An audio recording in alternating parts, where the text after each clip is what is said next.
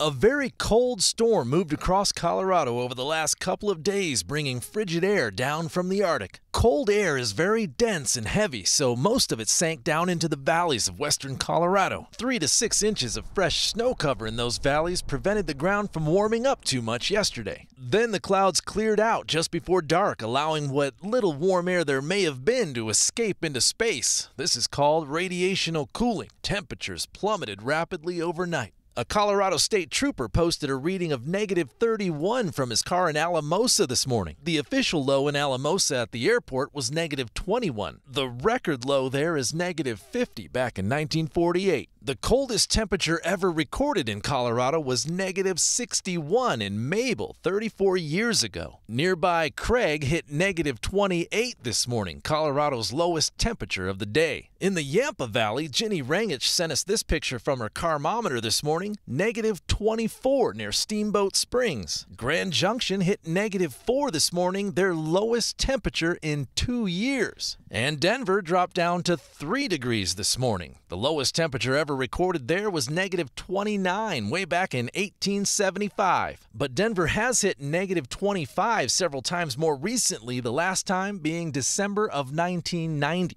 Meteorologist Corey Reppenhagen, 9 News.